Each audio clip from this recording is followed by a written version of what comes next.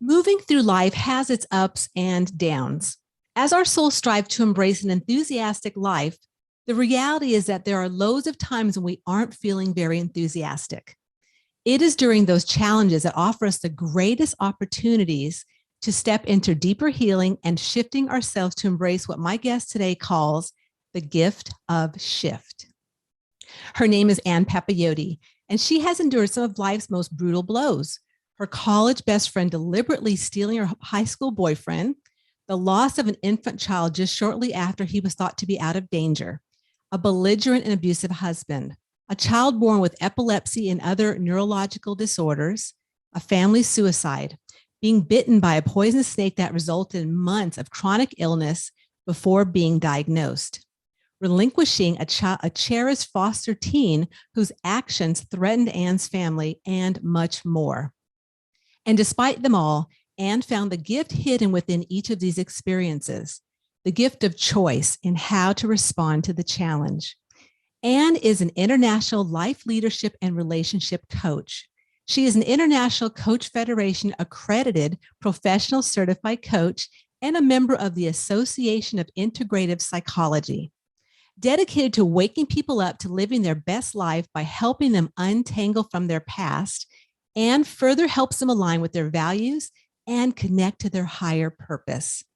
Ann inspires people by sharing her personal experiences of loss, transition, and triumph. Ann is especially known for the personal and compassionate ways she guides people to their own insights and growth. I am honored to have her here today to share with us ways to see the gift hidden within each challenge that life offers. Welcome, Ann. Thank you, Teresa. I am just delighted to be here with you today, and I think I'm exceptionally enthusiastic today. So looking forward to our conversation. I'm so glad about that. You know, I find that people show up at the right timing. And just the other day, I was digging in deep with some healing work around, I live in that enthusiastic life, but there are times when I'm not enthusiastic. Yeah. And having to grab a hold of, how to move through that, how to work and get out of that. And a lot of it is around the challenges that we all go through, because you have been through some challenges. That is for sure. I have, yes. I think we all do. We all have. And I just have a specific laundry list that seems to always get longer, but I think that's probably true for most of us.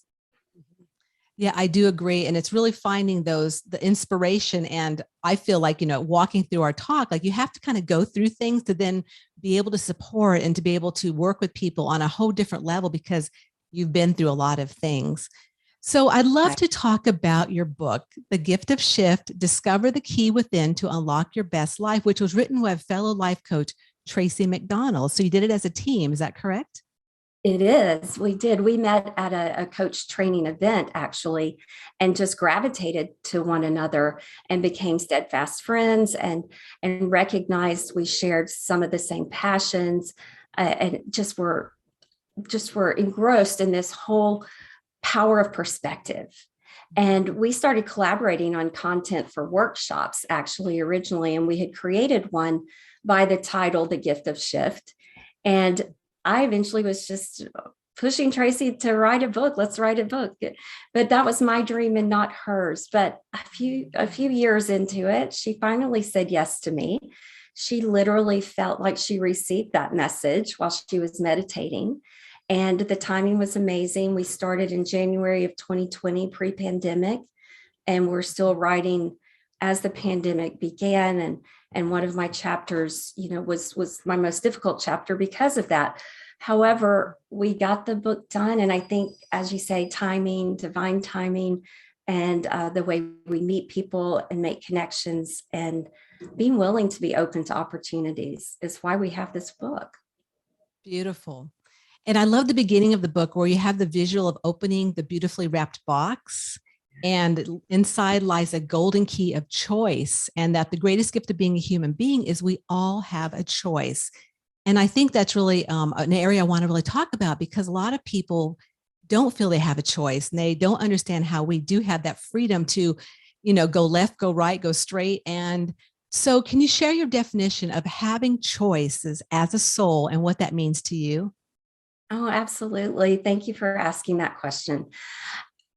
begins with, first of all, awareness that there is choice, but we don't see it when we're in it, when we're in one of those devastating challenges, or maybe it's not even devastating, but it's just difficult challenges. We don't see the options because we get stuck in what I call a negative energetic way of thinking, and therefore feeling, and therefore being, how we show up in life. But when we are willing to stop, and I like to use the word float, because I talk about in the book that my dad taught me to swim in a lake back home in Alabama, but he insisted I learn how to float first. And I had no idea how important that lesson would be throughout my life and to my life's work.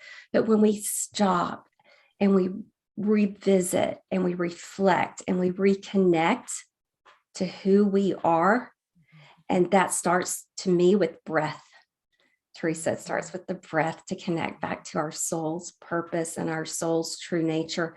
And when you're floating in water, and your ears are underwater, you hear yourself breathe and you can hear your heartbeat. You can find it again.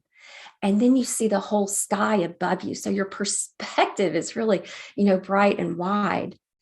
Then you can start aligning and remembering who you were before the pain or the difficult moment.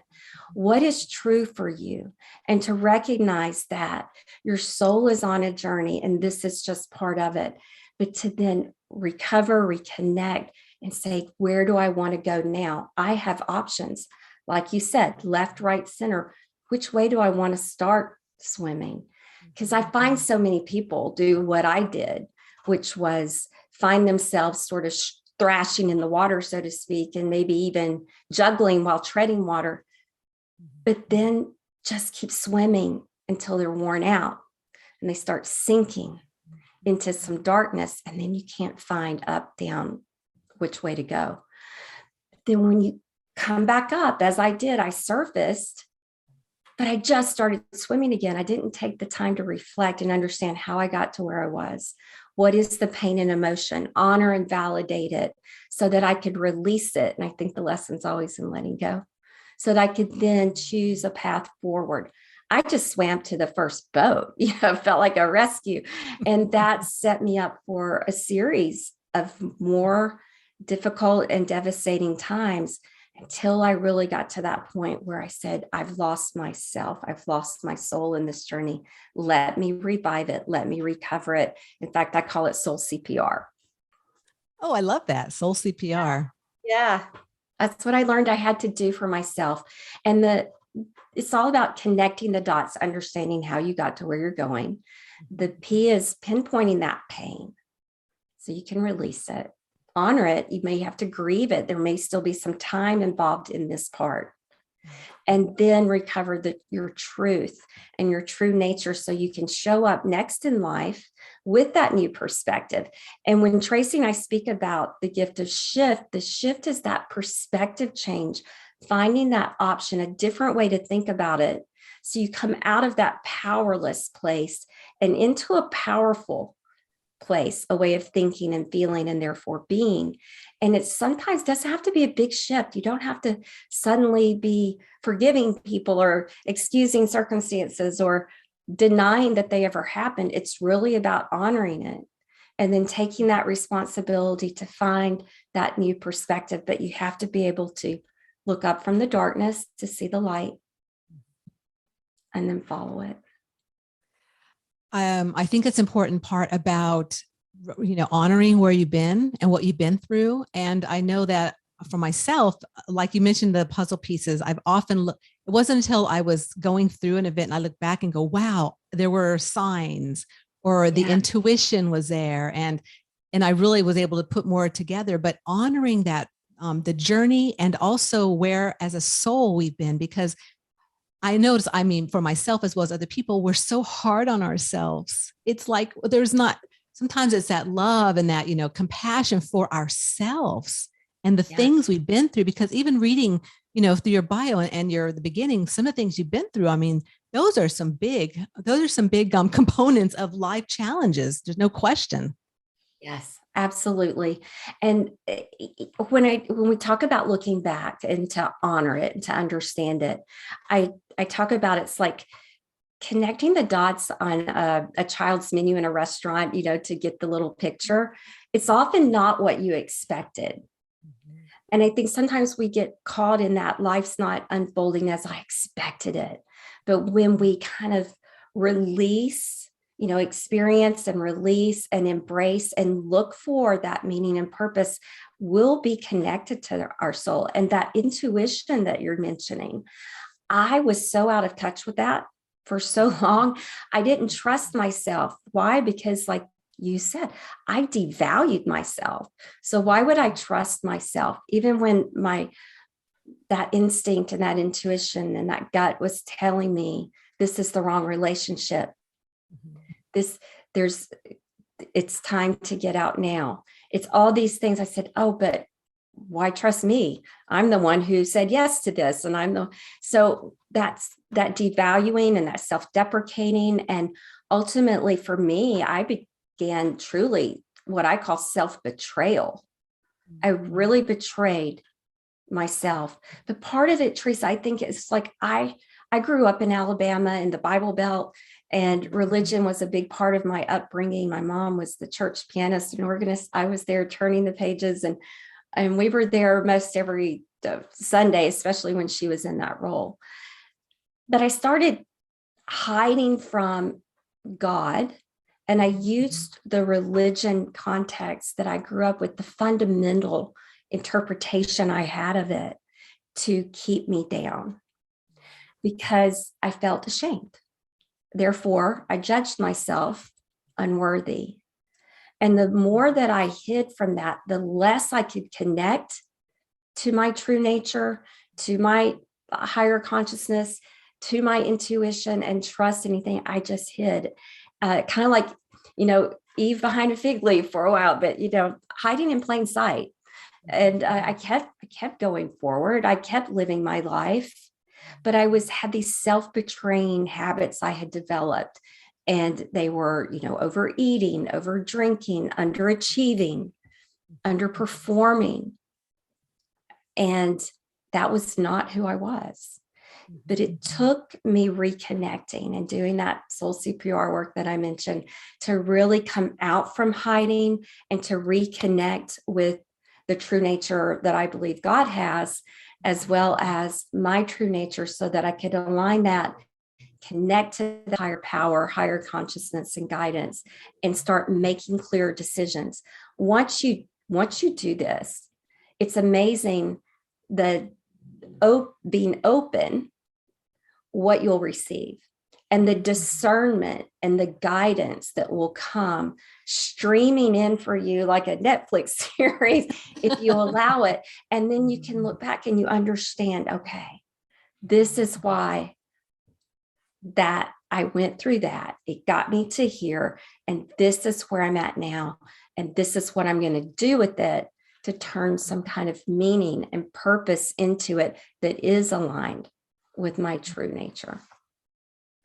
And sometimes that intuition or insights can be so subtle. And then sometimes it can be so profound, like being hit with a block, like, oh my gosh, why didn't I see that? Because I too have missed cues. Like when the guy one time was telling me, tell my daughter to go put on a helmet before she had an accident. It was running in my head, Ann, and I just couldn't grab a hold of it because I was doing all kinds of other things. So it's those types of awakenings, really, when I'm like, look back at it and go, oh my gosh, she may still have had an accident, but it may not have been as traumatic or whatever. And I know throughout your book, you do talk about synchronicities and intuition. So, and how it's shown up kind of through different stories. Would you care to share a story that's in your book about it? Oh, absolutely. Tracy opens our book with the gift of in sync, not the band. And the whole idea and why we wanted to start with this was to get people to pay attention to how they think about life and to notice life. Is it a coincidence or is it a synchronicity? And when you start understanding your thoughts about that, and you start opening your mindset about it, perhaps you can start then connecting the dots faster and more clearer and get that picture so you understand where to go from here. And what Tracy and I both believe are that there are no mistakes, and we believe that there are no coincidences. We truly believe that there are synchronicities. And just you, Teresa, having that experience and having that, that streaming, that thought to go have your daughter put on a helmet. We get these messages all the time. It might be, hearing that thought. It might be seeing something. It might be thinking of someone and feeling like you need to reach out to them. All of these things, if we recognize them, if we notice life, and I think that's what we all get busy. Like you said, you were busy when this message came into you and you just didn't follow up on it. But if we really get in touch and pay attention, I tell people it doesn't always have to be big. It could be, you know what, I should take St. Charles today to work instead of St. John. But you don't do it. You're like, and you take St. John, you get stuck in traffic. And then you find out, from someone else that St. Charles Boulevard was clear all the way down to Pierrefonds, where I used to live. And those kind of little messages. And what I encourage people to do is just notice, pay attention, keep a little journal even of those thoughts, and then see how they turned out when you did listen versus when you didn't. What were those results? But those synchronicities, and which I believe are little breadcrumbs for us to in life, to follow and to pick up on and to learn to interpret. And Teresa, I took a class, I remember, called Getting in Touch with Your Intuition. And when I got to the class, the teacher said, I was going to name this Getting in Touch with Your Psychic Abilities, but the host organization wouldn't allow me to call it that. And I thought, oh, wow. But that's when I learned. And like you, I had no idea some of the messages I was receiving. At one time, I thought I was having symptoms of a female heart attack because my left hand would just get so much energy in it that was electrical and numbing sometimes, and even painful. Turned out, when I started paying attention and noticing, it was always when I was connecting to someone or thinking in terms of spirit. And I learned that it was actually assurances and all of these things. And I learned how to use that now for good, for the higher good for myself and for my clients. I'll even do maybe spirit guide card readings because my hand will pick up on the card that is the message for them today if I've grounded myself previously. So we all have this ability when we can be open, but when we're in it, like we said, and when I was in some of these very difficult times in my life, when my son died, I wasn't picking up on intuition. I was in pain. I was in darkness. I was in the grief cycle that I described, like the spin cycle in a washing machine. You slung to this side, slung to the other, speed up, slow down. You think you're coming out of it, the door opens, but you're stuck like a sock in the casket, and somebody shuts it and it starts back over. We have to cooperate with time. When I say that, people say, does time help? Yes, time helps if you cooperate with it. And that's what I learned to do with grieving each of my significant losses in life, and that honoring that grief, but knowing, and this is having that, I think, that spiritual connection. I think there's a spiritual deficit right now in the world, but for those who are awakening and connecting, having that is a knowing that you will get through this, not over it, but through it. And there will be something good come from it. And I was in an awakening at this time when my son passed. I was still in an abusive marriage, but I was starting to believe myself more than I believed him. I was starting to try to overcome the chains that I felt like my religious background had me in my thoughts about I'm supposed to stay for better or worse. This is what I got. I started literally, as I felt open, I would hear things I heard. I remember hearing the song, God is Watching Us, just playing in my head. I was like, okay. And it was so comforting and peaceful.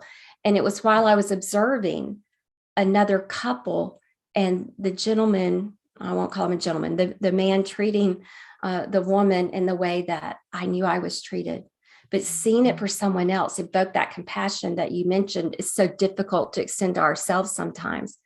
And then I heard this song.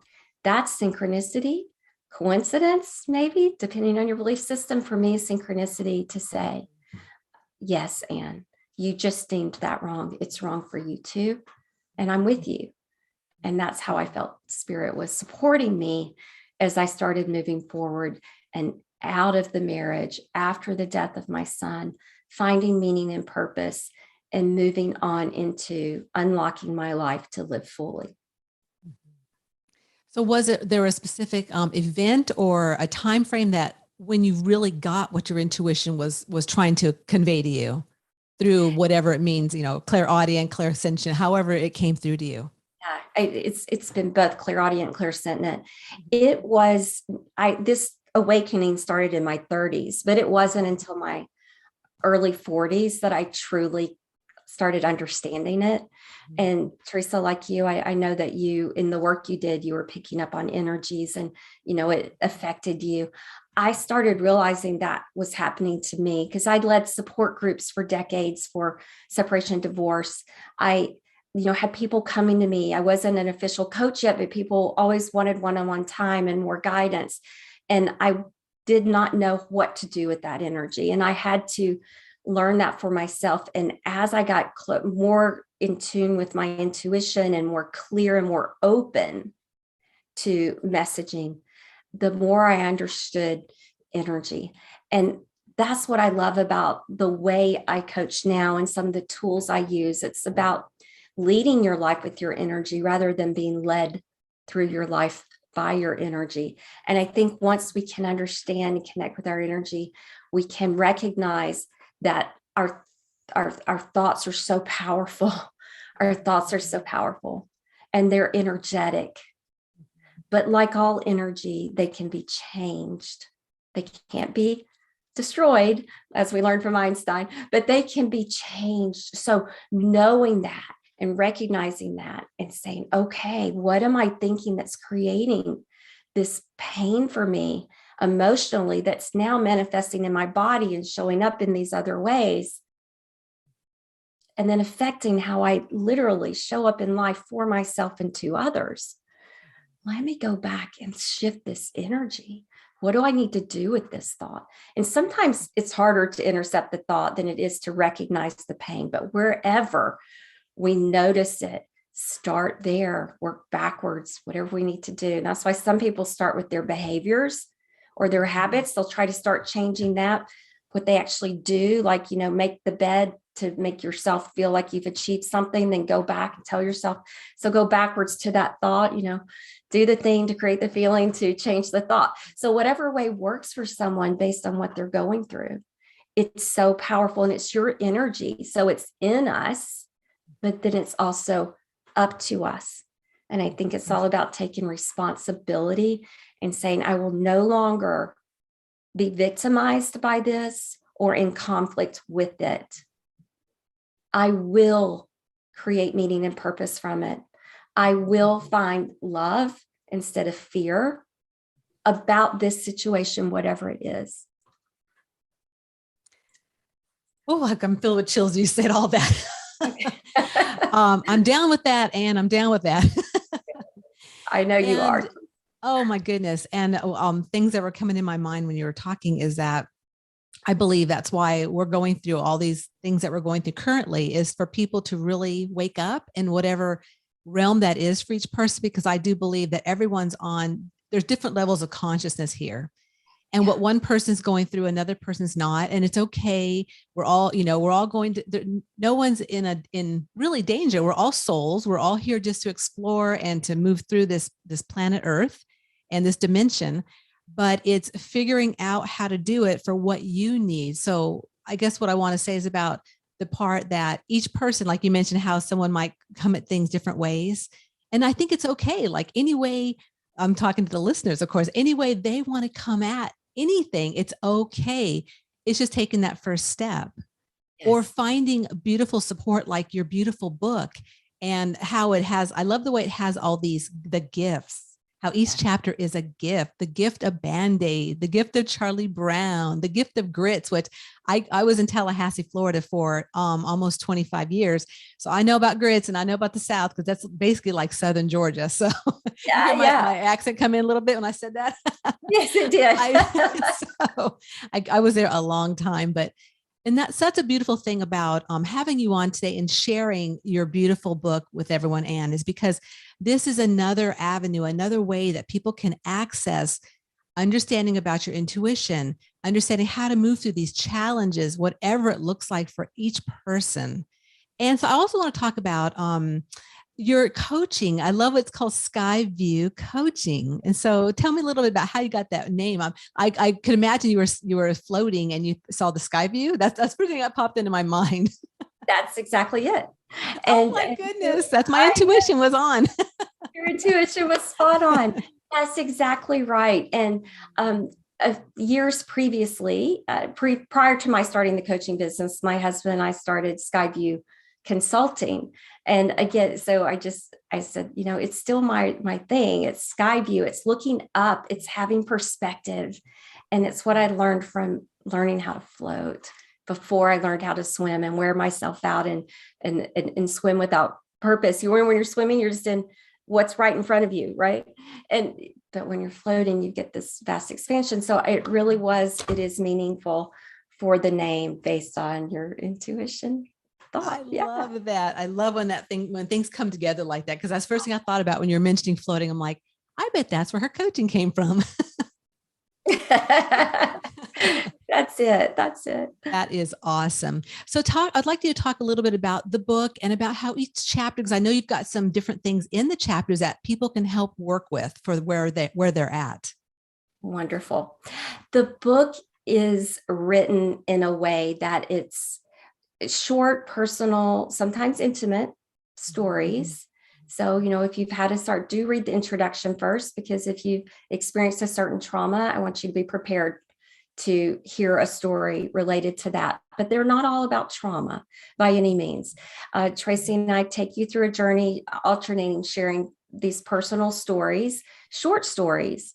So they're easy to read as far as time and investment in that way. And the goal of the book is to allow you to, or the reader, to see themselves in the story, in the theme of the story, the theme. So while your stories individually will be different than mine and Tracy's, we've all experienced betrayal on some level. We've all had to find courage to do something that we knew we needed to do. We've all held on to hope about something at some point. We've all had to deal with our inner critic voice, or choosing forgiveness, or learning to be true to ourselves. So those are some of the common things in the book. And each story then is followed by 5 coaching questions for the reader to now float, to self-reflect on that theme in their life, and to recognize how they have gotten through that theme. What was it about them? What was the character trait? What is the strength that they could maybe say, I could use that now for this other challenge? I did that. Because we forget our successes, Teresa. We focus on what's not right for ourselves. And if they're still stuck in the story, or the pain or emotion of a certain story, that will also be revealed as they answer these questions and take that flotation time to reflect. And then there's space for them to write their own story after, just like Tracy and I did, about taking this and going from, that powerless place to a powerful place by choosing that golden key of choice and shifting the perspective. The gift is in the shift. When you find the new perspective, there's peace, there's clarity, there's purpose, there's guidance, and there's ease. And the next thing that crosses your path, when you can stay aligned, you're like, okay, let me reconnect to that breath and that heartbeat and my soul, and I can face the next thing, because there's always a next thing, Teresa. That's what I keep telling people. It's like, until my dying breath, or my last dying breath, I'm going to be experiencing all that life has to offer, the ups and downs and in betweens. And And it's just finding the support that I need and that resonates with me on each way, on each, path. And that's why your book is so beautifully and so really timely at a beautiful time and space where people need, this type of support for what they're going through. And I just really like the way that you have all kinds of different aspects in the stories. So like you said, people can tap into this story or that story and really kind of unweave and unwrap kind of where they're at and how to gather that support for themselves. So it's a beautiful, beautiful gift to the world, the gift of shift. Thank you, Teresa. Absolutely. And one thing that I've heard from my clients through the years is that they find a lot of self-help books too academic, over their heads. They get started and then they give up and they never finish it. And they're not really sure how to apply it to their life. And I think that's one of the things that's so powerful about sharing personal stories. And thank you for the work that you do and bringing on the guests that you feature, because I think often we hear our truth in someone else's story and then we're inspired to share our own. And that's really the basis of that whole Me Too movement, right? When people share. So there's so much power here in collective, I think, healing when we can identify with people and then turn around. Somebody told me I'm like the flashlight on their path, right? So, and the highlighter in the self-help books for them. And so that's what we do. And everyone, as you heal from something, you will be in a situation to help somebody else. And if you haven't found the purpose yet, you will when that moment in time comes, and it will come, I assure you that, and you will continue to help yourself even in a more greater, expansive way when you serve others. I know that you have a thing where you said you're not a spiritual scholar, but you've just had amazing awakening experience that led to your own personal awakening. And I really resonate with that too, Ann, because for one thing, I didn't go to college. I went into the military, went into massage therapy school later in life. I was a mom for years and years, but I had all these experiences. And I agree with you also with, there's so much spirituality and spiritual books out there that are very intellectual. So to find a book like yours, that's really, I feel, from the heart, and just sharing what you've been through and what Tracy's been through, and having that, I mean, I've got chills, I'm saying this, just that love vibration of, hey, this might support you on your journey if you choose to access it. And I love that. And I love that. I'm short. I'm very compact. I'm not a big, hey, let me have a 50 pages of one chapter. I'm like, oh, how about a mini morsels. So I love that aspect of your book also. Thank you so much. And that is it really is from the heart. Thank you for picking up on that. Tracy and I just simply wanted to have a way to reach more people in a faster way than we could, in our individual coaching practices. And we recognize not everybody's ready, to work with someone one-on-one or to commit to that. But if they're ready to do something, and like you said earlier, it's taking that first step. There's an action. It might be starting with something like this book, which offers you a guided journal, because a lot of people, journaling is very popular, and I love it as a tool. As I mentioned earlier, journaling your intuitive hits, so you can start figuring that out for yourself. But some people struggle with that. So having these questions to prompt you to reflect is I found invaluable for many readers as well. Well, Ann, it has been such a pleasure having you on today. And I want to make sure that all of my listeners know that in the show notes, I will have how to get a hold of you. I'll have your Skyview coaching, your website. I'll have the link to your beautiful book. And it has been such a pleasure. Thank you so much. Oh, thank you, Teresa. It's mutual. I've really enjoyed being with you. I was looking forward to today in our conversation. So thank you for that.